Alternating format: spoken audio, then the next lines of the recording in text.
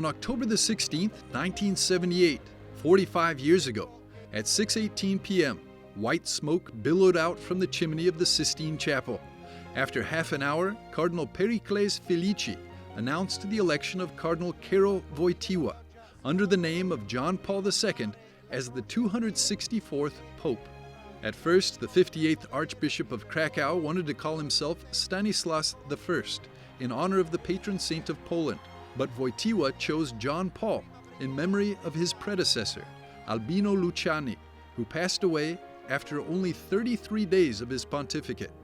I do not know if I can well explain myself in your Italian language.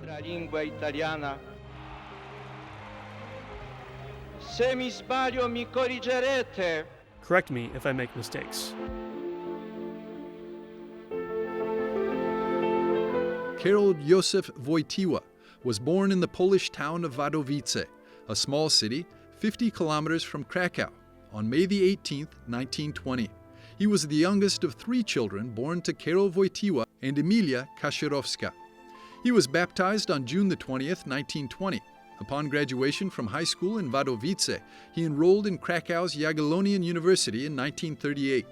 The Nazi occupation forces closed the university in 1939, and Wojtyla had to work in a quarry to earn his living.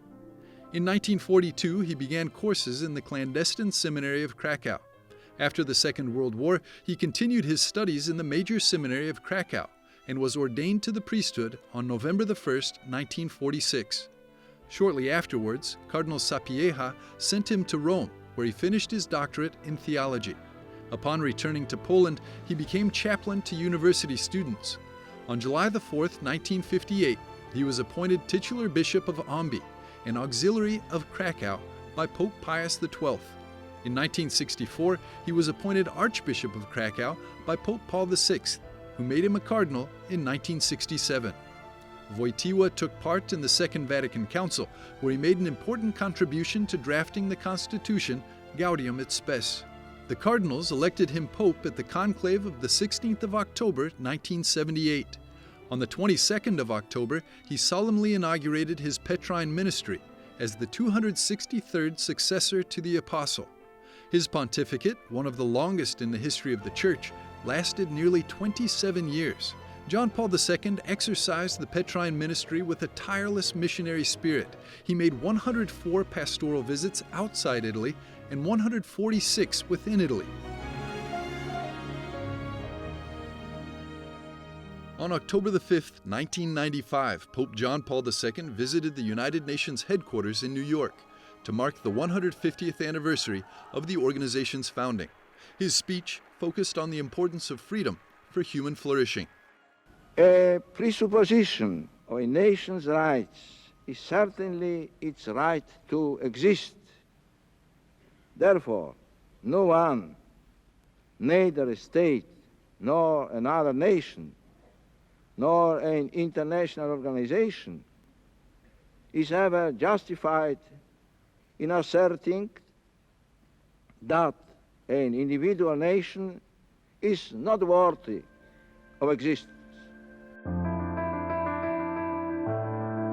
As Bishop of Rome, he visited 317 of the city's 333 parishes. He had more meetings than any of his predecessors with the people of God and leaders of nations. More than 17,600,000 pilgrims participated in the general audiences he held on Wednesdays. His love for young people brought him to establish World Youth Days. The 19 World Youth Days celebrated during his pontificate brought together millions of young people from all over the world. At the same time, his care for the family was expressed in the World Meeting of Families, which he initiated in 1994. John Paul II often spoke to young people, encouraging them to open their hearts and minds to Christ. O Cristo, la giornata. O Christ, the World Youth Day, looking at you.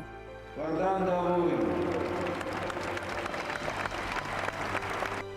He promulgated the Catechism of the Catholic Church in the light of tradition as authoritatively interpreted by the Second Vatican Council. On April 2, 2005, at 9:37 p.m., while Saturday was drawing to a close and the Lord's Day was already beginning, the octave of Easter and Divine Mercy Sunday, John Paul II departed this world for the Father. From that evening until April the 8th, date of the funeral of the late pontiff, more than 3 million pilgrims came to Rome to pay homage to the mortal remains of the Pope. Some of them queued up to 24 hours to enter St. Peter's Basilica.